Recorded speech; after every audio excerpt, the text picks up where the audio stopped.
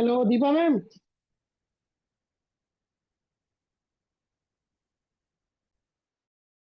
Ma'am Latika ma'am आपका muted है। हाँ अब नहीं, हाँ मैंने ऑन कर लिया।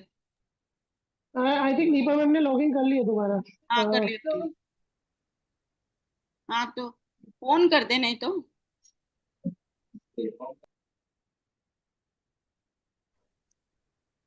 Hello, या दीपा। चलिए स्टार्ट करें ma'am. am I audible? Yeah you are yes very much Audible.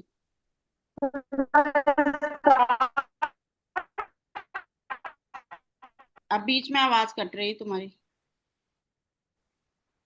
मुश्किल से कनेक्शन मिल रहा है।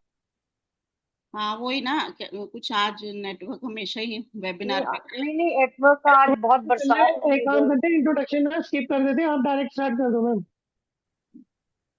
हाँ मैं इनको, दीपा को इंट्रोडक्शन देने देना, फिर उसके बाद। बस audible ma'am doctor Deepa ma'am के ना सिग्नल सेंस थोड़ा वीक है, सुन वो भी ना रहे आगे। हैं? नहीं नहीं सुन रहा, दीपा नहीं सुन रहा। अभी सुनाई दे रहा है क्या? हाँ बेटर है। बेटर है। हाँ हाँ, मैं स्टार्ट कर दूं? हाँ कर दो कर दो कर दो। Yes. Okay okay, good evening all present today for this thought-provoking session. I would like to extend my sincere thanks to Dr. Anupam Sachdeva for giving this opportunity for moderating the session. It is indeed a great academic measure being undertaken by Sir Gangaram Pediatric Department along with IAP Delhi and ANBAI. As you all know, that adolescence is a fascinating yet challenging phase of life marked by rapid physical, emotional, cognitive, and social changes. During this period, young people navigate complex issues ranging from behaviors such as vaping, alcohol use, emerging sexuality, and concerns around masturbation to forming romantic relationships while living with chronic conditions like thalassemia, chronic renal disease, diabetes mellitus, hypertension. At the same time, many adolescents struggle silently with emotional difficulties, including depression and self harm. These concerns are often deeply influenced by family dynamics, parental relations, peer relationships, school experiences, especially to ace in exams, choose an appropriate career, and the broader psychosocial environment. As healthcare providers, addressing only the medical aspects is not enough. We must understand the adolescent as a whole person. A comprehensive psychosocial assessment can help uncover hidden concerns, identify strengths, and guide meaningful interventions. To help us explore these important and often sensitive aspects of adolescent health, I'm delighted to invite Dr. Latika Bhalla, a renowned adolescent pediatrician in Sir Gangaram Hospital. She has many accolades and papers to her credit, and she has been the president and secretary of Delhi AHA, and she has also had the post of executive in the Delhi, representing Delhi, who will share her insights on psychosocial assessment and holistic care in adolescents. Over to you, Dr. Latika. Thanks, Dr. Deepa, for giving a wholesome, educative, knowledgeable overview before I start. So we just start in a minute. I just share my slides.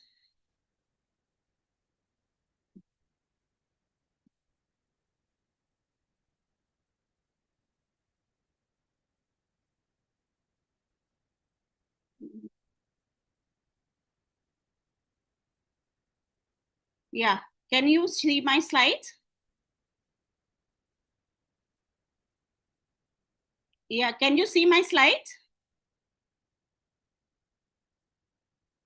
Gaurav, can you see my slides?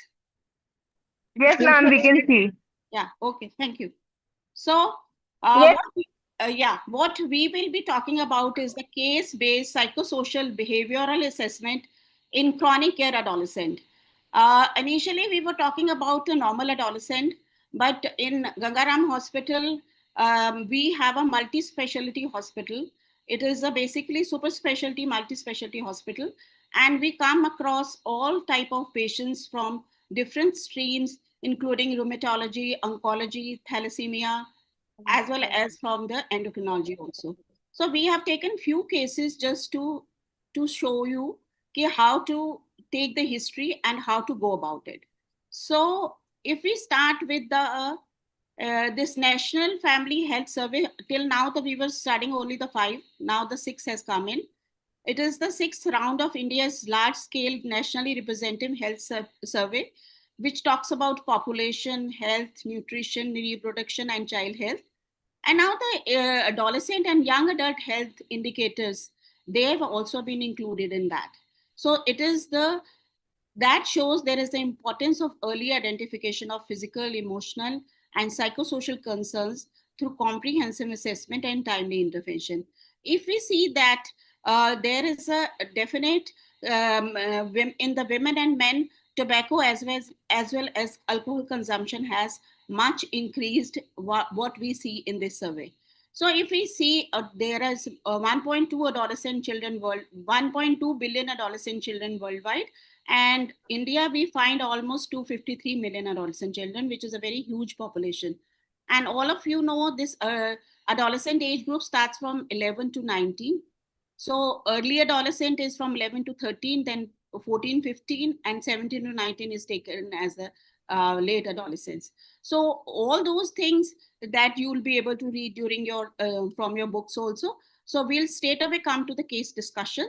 So this is a first case where we have a 17-year-old male presented with a declining academic performance, disturbed sleep, and reduced appetite.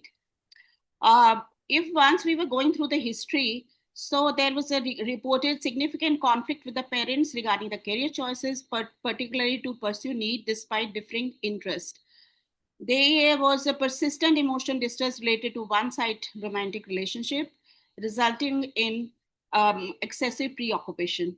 And that was affecting him so much that slowly, there was a deterioration in functioning, including reduced motivation, poor comprehension, and academic decline. Further assessment, once we saw, so there it invited use of vaping, alcohol, and misuse of sleeping pills which was used by the father to avoid the overthinking as well as the anxiety. So if we see all those things, so how we go about how we take all these histories, so that already is done under HEDIS assessment that you all know.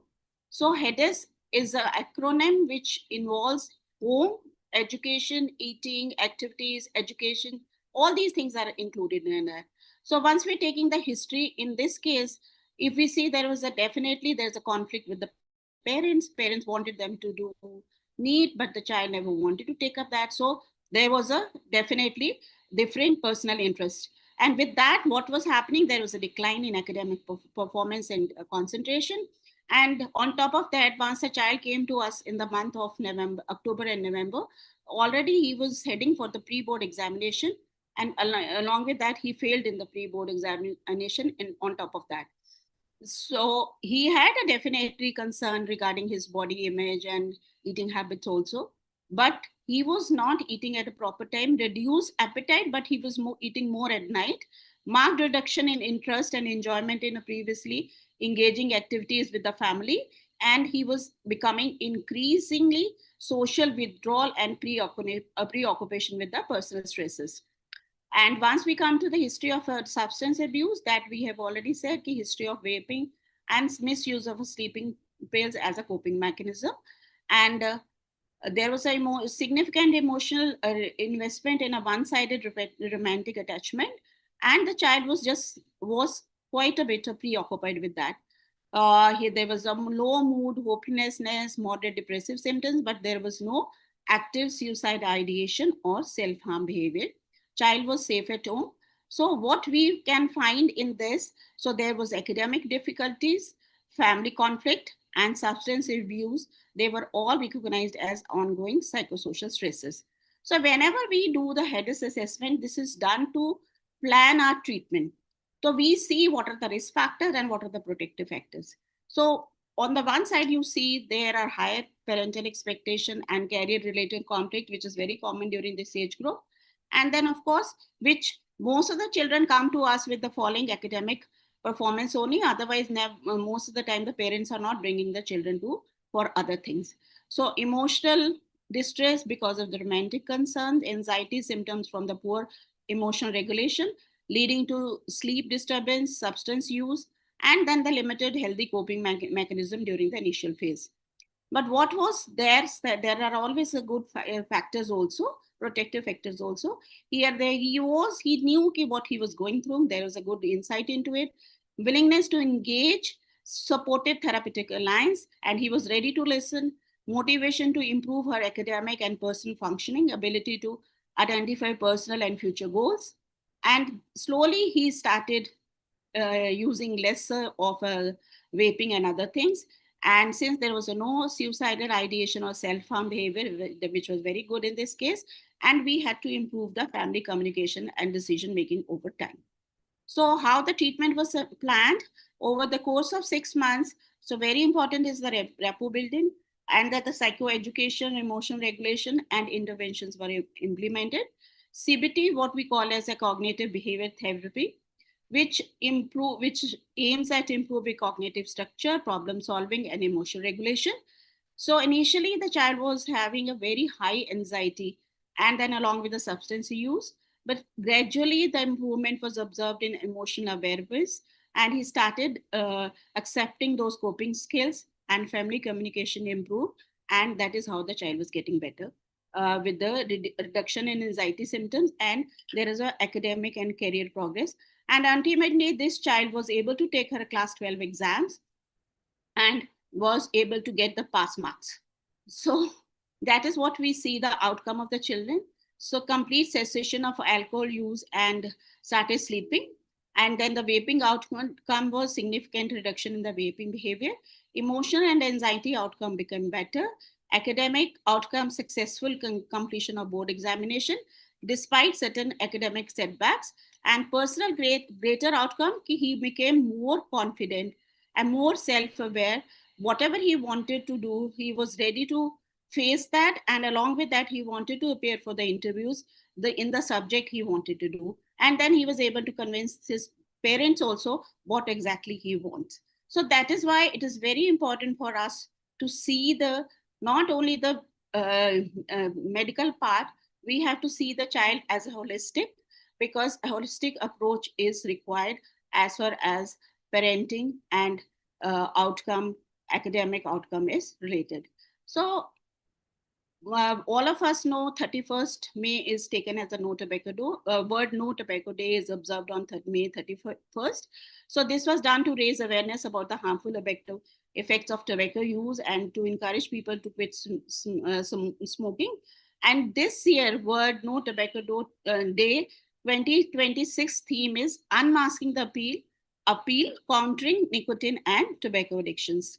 So WHO has come with the M power, the policy of which are proven to reduce tobacco use. So first is the M, monitor tobacco use and prevention policies. P is protect people from tobacco smoke.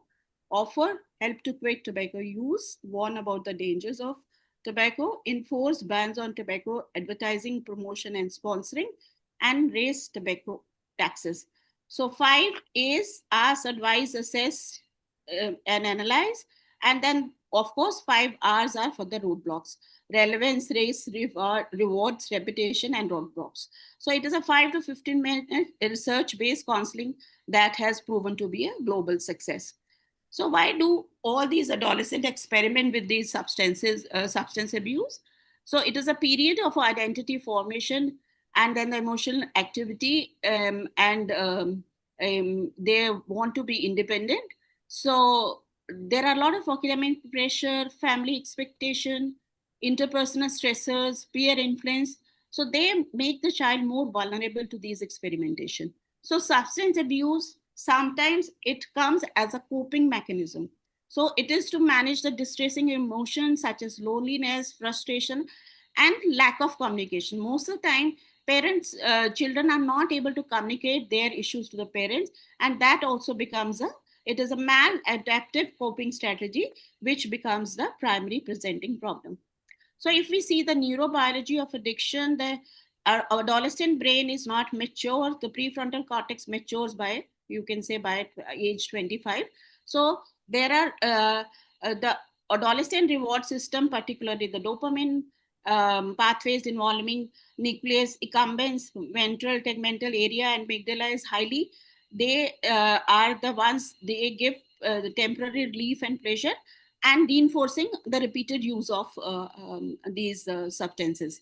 So immature executive control, as the prefrontal cortex takes a longer time to be formed by the age 25. And there is an increased risk of addiction because of heightened reward seeking. Underdeveloped self-regulation makes adolescent particularly susceptible to substance experimentation and dependence. So there are two type of dopamine pathways and serotonin pathways. So dopamine pathways are the ones which are for the reward, or which basically the euphoria, uh, compulsion, and the serotonin pathways are basically for the mood, memory, processing, sleep, and cognition. So there is another case which we would like you to know about. This is a case. This was a girl. This is a he's a male child, was admitted with acute kidney injury under evaluation for glomerulonephritis and related diseases. This adolescent has a history of type 1 diabetes, and requiring ongoing medical management was already going on. But along with that, the child was admitted for AKI. So during the psychosocial assessment, family structure and adjustment to parental separation. So these were the two important contextual factors which came up. The adolescent parents had been living separately for 5 to 6 years, which the divorce was finalized in the November 2025. So right now the child is living with the grandmother and cousin brother, and the sister also lives separately along with the mother. And we had to assess this child for the chronic medical illnesses, family circumstances, and emotional well-being. Whenever we do a heads assessment for any child, we give them a one pre-screening assessment. So pre-screening assessment, we have a 10 question where the child child has to fill up, and then it gives us the consent also. So once we saw the pre-assessment screening assessment, there were two areas of concern. One was a deficiency in health, and other was the parental separation. So once we come to the HEDIS psychosocial assessment again, so we have already discussed that the child was definitely under strain and disruption in family dynamics. Parents have been separated and living separately. And currently the father and grandmother and cousin brother they are all staying together. And the student of class 11, and he has very good peer relationship, and he and good wants to become a doctor, perceived school relationship or peer approval was also there. So peer relationship with his own brother and sister was also very good. So there was no concern about the body image, but there was a reported reducing the junk food because of the disease he was suffering from, and does not regulate. He was not very actively participating in any sports, or does not have any structured habit hobbies. Screen time, all the children have a very number of screen time is approximately 3 to 4 hours, and there was no history of alcohol or other substance. And then though the child had low mood, denied boredom, loss of interest, self-harm, but then there was mild sleep difficulties were present, including occasional early morning awakening, and there was no history of physical abuse, sexual abuse, serious injury, or involvement in any physical fights at home. So once we come across, then again we have to see for the risk factors and the protective factors. He had a lot of diseases, like already suffering from the type 1 diabetes. Along with that, he was being investigated for the kidney injury also, history of a parental separation, recent legal divorce, and possible adjustment related stress associated with the family's restructuring, and limited participation in extracurricular activities. So high screen time of 5-6 hours and mild sleep disturbances. Again, we have to look for the protective factors also. So he had a very clear future goals and aspiration. no symptoms suggestive of depressive and suicide ideation, good insight into the healthy lifestyle, continued engagement in the education and other challenges, and good bond and closeness with sister, as well as a positive peer relationship at school also. So in this case, we have to support the child in form of a psychoeducation. Family adjustment also has to be discussed with them, and then the behavior activation. So we have to give them some structured recreation activities, hobby, and medically appropriate physical activity, depending on the number of diseases the child was already having. And then we have to see what is how to improve the sleep routine and reduce the night awakening. Along with that, we have to work on the life skill counseling on emotion regulation, decision making, problem solving, and a coping skill. Parental counseling, since the mother is not around, we can make involve grandparent also in maintaining effective communication and monitoring a psychosocial adjustment. So how we expect adolescents are affected by either a divorce or family conflict. So there could be an emotional or psychosocial distress. Adolescents frequently experience this a mix of sadness, anger, confusion, and grief. Research shows that the parental divorces gives to an elevated risk of depressive symptoms, anxiety, and feeling of abandonment, and there is a loss of self-esteem. In there may be sometimes the boys, they may not internalizing the emotion, they may be externalizing the emotions also, they may be acting out, boundary testing, or maybe into getting into the fights also. So in some cases there may be risky coping mechanisms such as substance experimentation and withdrawal of a previously enjoyed social activities. And similarly, there could be a strained parenting dynamics also. Divorce can force teen to grow up quickly and manifest as parentification, taking an emotional or caregiving role usually met by the adults or feeling trapped in the middle of adult conflicts. So there could be long-term relationship also may be affected with that. Some study indicate that the experience can influence their future expectation and potentially leading to greater difficulties forming satisfying romantic relationship or an increased likelihood of a divorce in their own lives also. So there was another case where we were talking to the mother, talking to the child. Child was saying the mother is staying with me, but I don't like to stay with my parents. So the reason was that that child said कि मेरे parents हर time लड़ते रहते हैं. So कहने का मतलब, so whenever we have a role, there is a definite role of parental conflict also. So which also can be harmful to child's psychosocial well-being.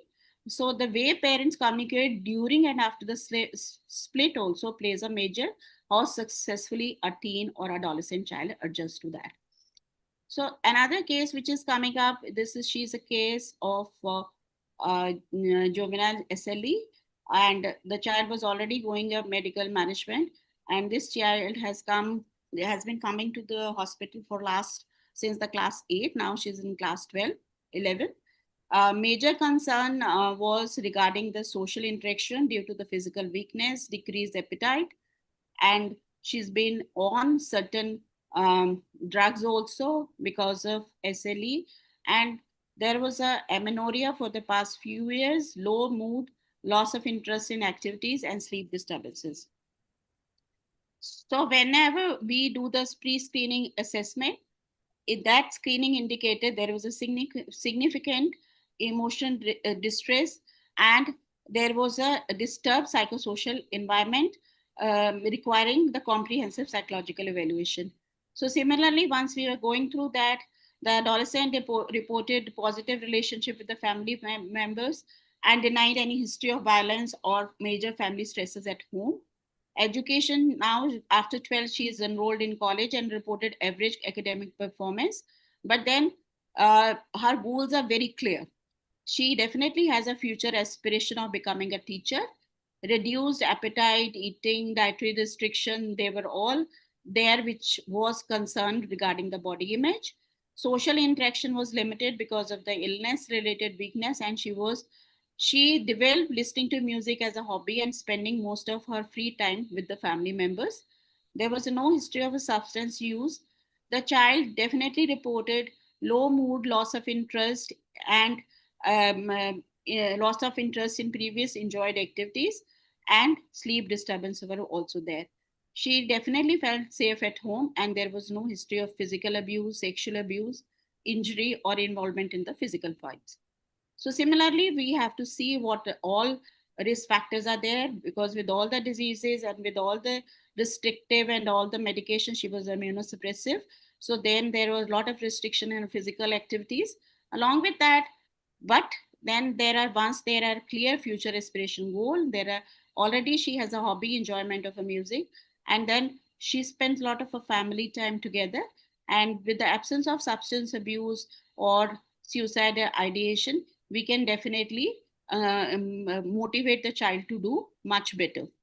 So we have to realize once the child has been going through the treatment as well as coming to the hospital every week or every 10 days. So we need to educate the child regarding the psychosocial impact of chronic illness and the reduction in the functioning.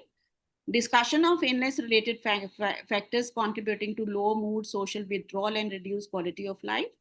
Coping strategies in form of life skills and emotional adjustment have to be explained to the child.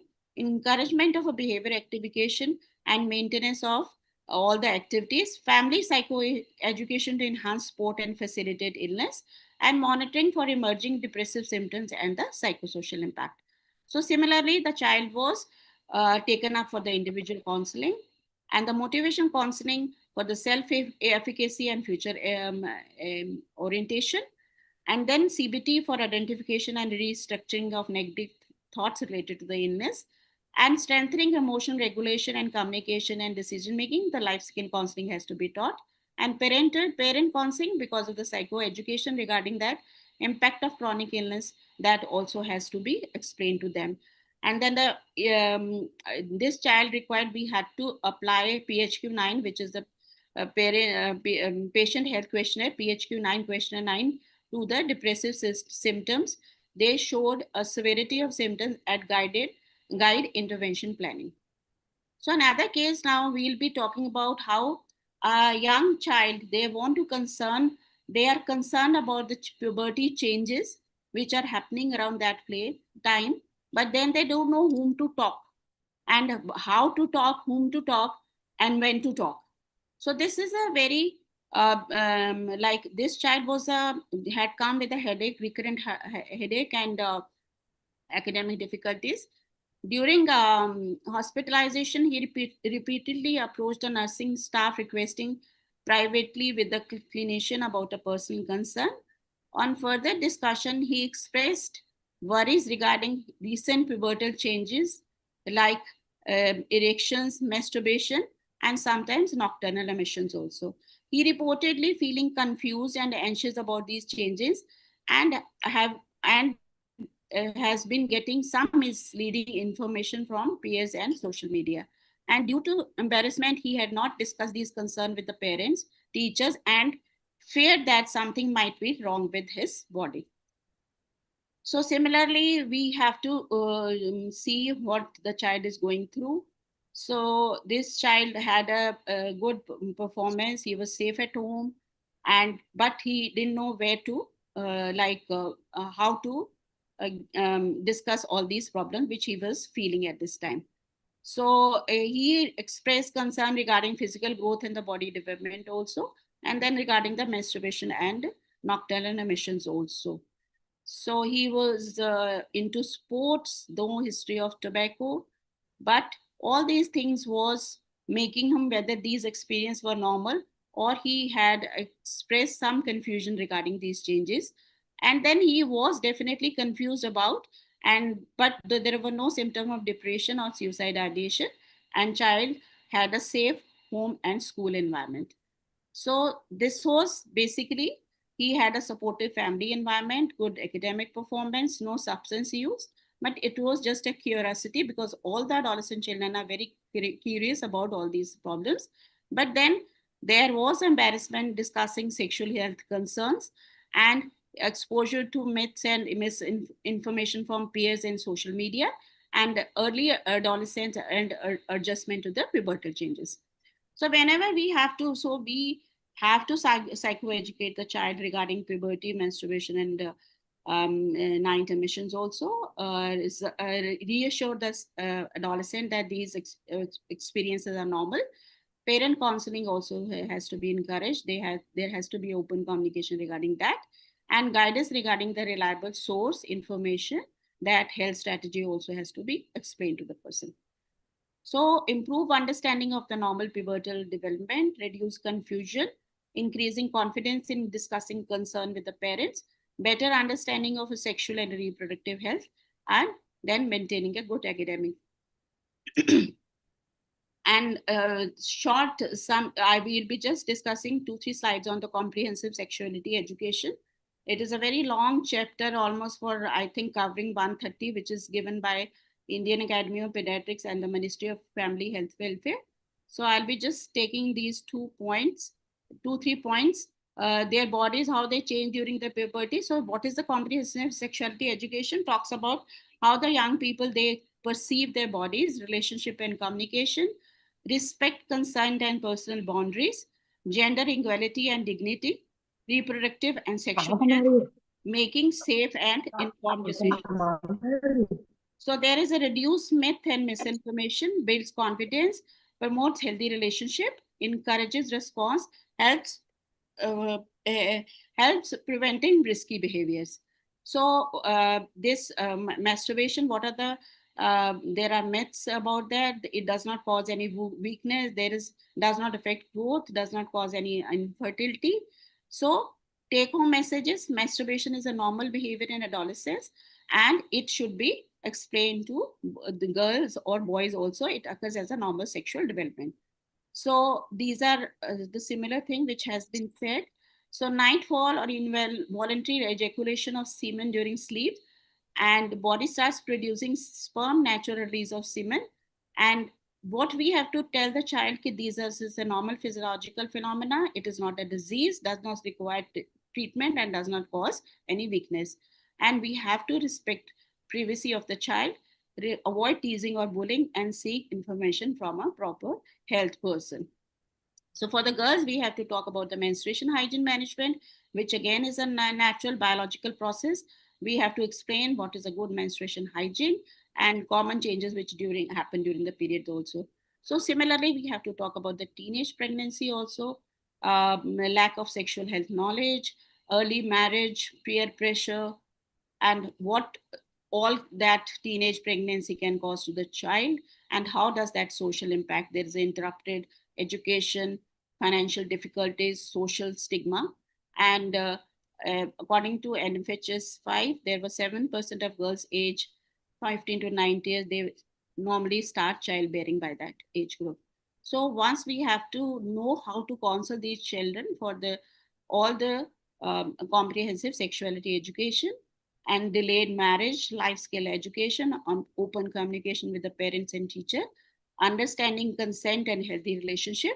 And important messages are they have to respect boundaries, avoid pressure from the peers, and seek guidance when confused. So another case is also about, she's also a patient of a 15-year-old, and screening showed there was anxiety, excessive overthinking, emotion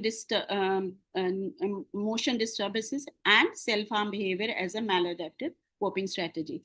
So despite regular follow-up, caregivers were largely unaware of the severe adolescent psychological distress. Though they were getting the treatment done, they were not aware what the child was going through regarding the psychosocial assessment. So in this pre-screening assessment, it showed they were constantly troubled by her health as well as by the negative emotions also. But family and friends did not understand, and she reported thoughts of dying or self-harm also. So adolescent reported that environment is not very supportive, though she's safe at home and there are no physical violence, but maybe the parents were not very aware of the psychosocial distress what the child was going through. She was attending school regularly, but reported difficulty managing peer relationship and adjusting to interpersonal challenges with the school environment. Eating there was okay. She was into a lot of dance, and there was no history of alcohol, vaping, or other substances. But this child had a significant relationship. She was she denied any interpersonal sensitivity, limited conflict, and because of all this emotional dysregulation, definitely child was driving herself towards the self harm. So there was no active suicide ideation, but at times she says that she feels like doing it. So previous involvement in interpersonal conflict and emotionally reactive behaviors were reported. Ongoing monitoring of self harm risk was recommended. So these are the self risk factors and the protective factors. In form of a continuous engagement, absence of a substance abuse, access to psychologists, and ability to participate and motivation for emotions. So parental involvement is very important. Adolescents with a chronic medical addiction often rely on caregivers for the emergency treatment adherence and identification of psychological distress. Limited parental awareness of emotional difficulties may delay recognition of such behaviors. Active caregiver involvement is essential for monitoring risk, strengthening, facilitating help seeking, and improving overall psychosocial behaviors. Integrating parents into the treatment process can enhance both psychological and the medical management. So we have to comprehensive assessment of self-harm in form of a ASQ4 or emotional functioning. Then the CBT intervention to address the cognitive distortion and maladaptive thinking pattern. Then the emotional regulation also has to be done by the DBT, that is a dialectical behavior principles, interpersonal effectiveness training focusing on communication and resolution, parent counseling to encourage balanced approach, and safety planning and regular psychosocial follow-up. So gradual improvement in emotional awareness, coping skills, and interpersonal functioning during follow-up. So the child with all these emotion triggers and interpersonal relationship problems definitely improved. There was a reduction in anxiety and emotion distress also. And whenever we have a history of a self-harm, where we feel that the child is already, whether it is a non-suicidal, whether or a suicidal ideation, so most of the time we take another consultation from the psychiatrist also, improve coping and emotional regulation skills, better communication with the family and peer relationship. And then of course they have to continue with the psychological follow-up recommended for the personality development and long-term adjustment. So this is a we are now doing this HEDIS assessment for thalassemia patient also. This was a case where a 22-year-old male with the thalassemia, a chronic medication requiring frequent, they are coming again and again to the hospital. So the assessment aim to understand what is the psychosocial functioning, coping, and the emotional adjustment of the child, of the boy. The head's assessment revealed there was a great psychosocial distress functioning. The patient reported positive family and peer relationship and safe at home and college. And he was participating in hobbies and recreational and had a very clear-cut career aspiration. No significant concern regarding mood or harm or suicidality. And there was a occasional alcohol consumption was noted. Despite reported satisfactory psychosocial functioning, certain personality features we came across. Frequent hospitalization and the presence of chronic illness has resulted in a substantial parental attention and support. Patient described a previous breakup with the minimal emotional distress and stated that he does not experience any experience any negative emotion regarding them. When he believed that he's not at fault, a belief reinforced by messages that is received from his father reported a history of school suspension for 1 week due to involvement in physical fight. These observations suggest traits such as a strong self-focus, tendency towards and the limited acknowledgement of personality responsibility in conflict. They need for the validation from other caretakers. So this was a mild narcissist personality traits which were observed in this child. Though as such, if we see what is the Hedges assessment, which was taken to be normal, but there are certain type of personality features where we need a further we need to investigate them further, okay, how their relationship go as the child is going into it. So once we have all these chronic illnesses going on, there can be a significantly impact on adolescents' emotional, social, and mental well-being. Therefore, psychosocial concern must be identified and addressed. Timely screening, psychoeducation, psychological support are essential for managing emotional distress, maladaptive coping, and poor adjustment. Building resilience through life skills, emotional regulation, problem solving, and coping strategies help adolescents navigate challenges more effectively. Parents should be educated to recognize emotional difficulties, communicate, provide consistent support throughout the adolescent journey. Adolescents need not they don't need only medical care but also trusted adults who can listen to them, support them in becoming more resilient and emotionally healthy individuals. Thank you very much for the patient listening. Thank you. Thank you, Dr. Latika, for this.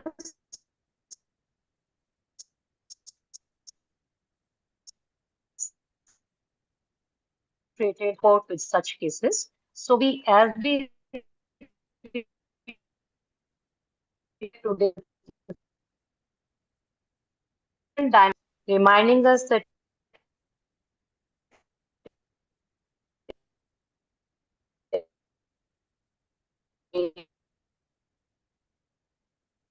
now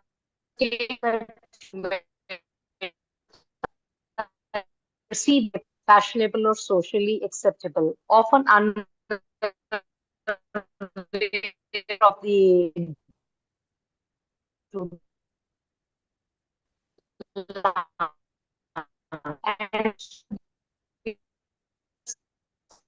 India has in September 2019 banned vaping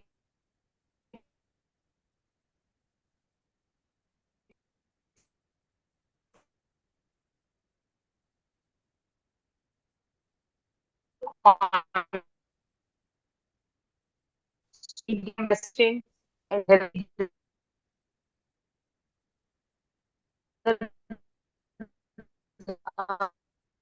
information and also they can wear it in the neck also, and you don't even now come to know that they carrying a vape along with them. And the adolescents with chronic diseases, they have like we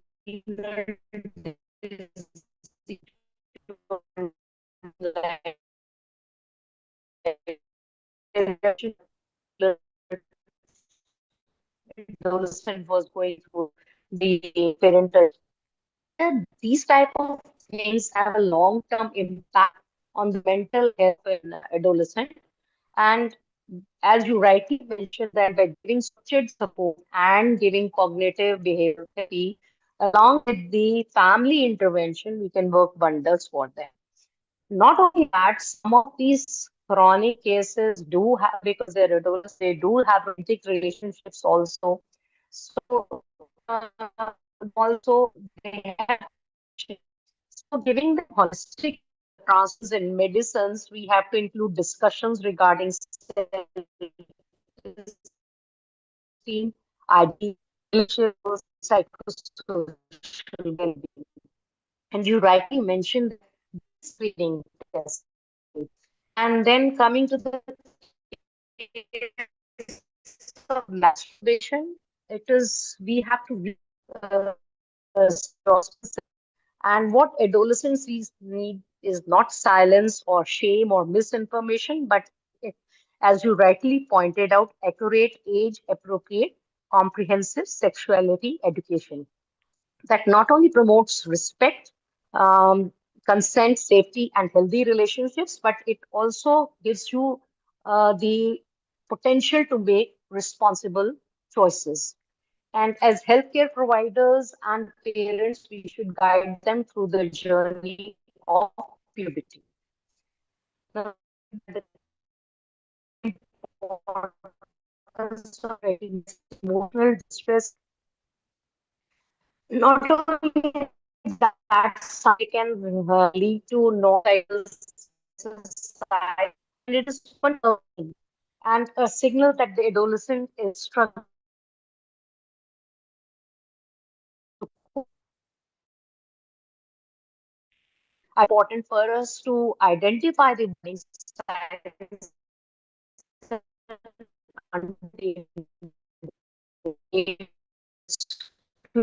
essential components of adolescent care.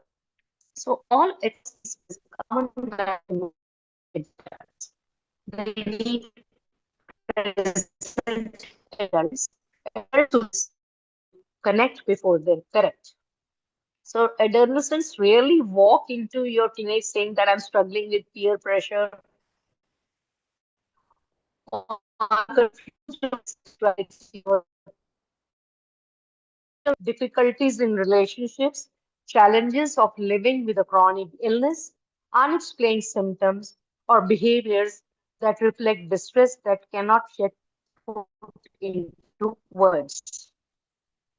So whether we are addressing vaping, sexuality, chronic illness, relationships, depression, sometimes come to this assessment exactly what problem.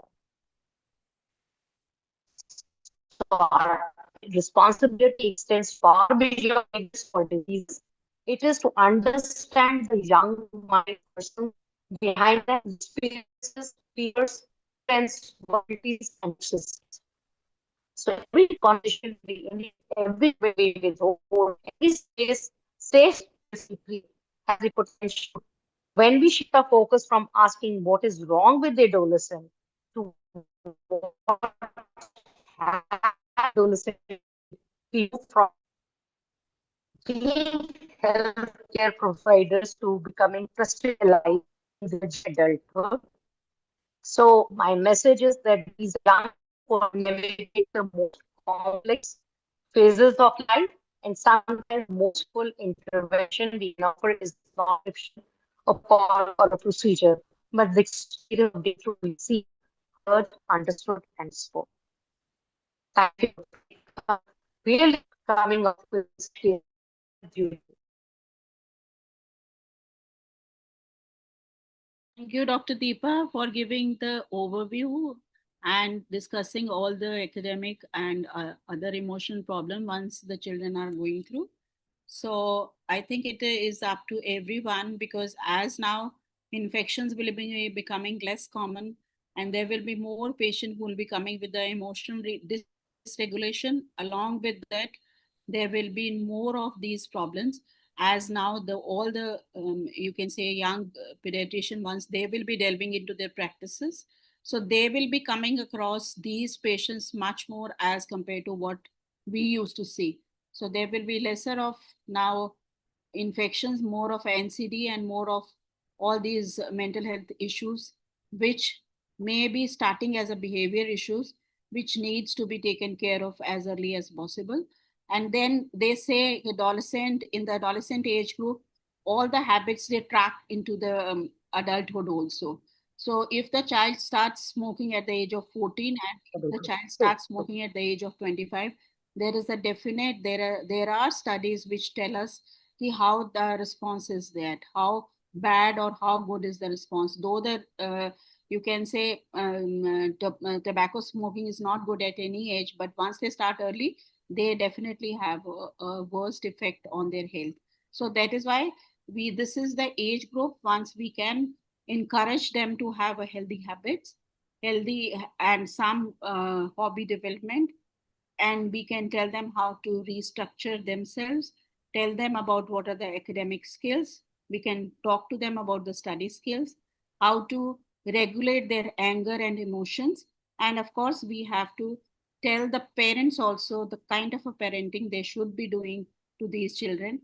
And overprotecting a young adolescent child who with the chronic illness also sometimes can lead on to certain psychosocial behavior problems later on in life. So that also has to be taken care of. So that is what we wanted to say. And any questions, we are most welcome. They are all most welcome. I think they must not be finding it interesting right now because and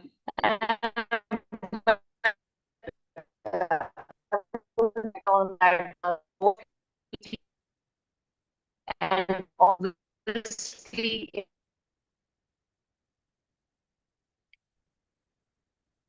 so if there are no more questions, Gaurav, I think then we can close it also.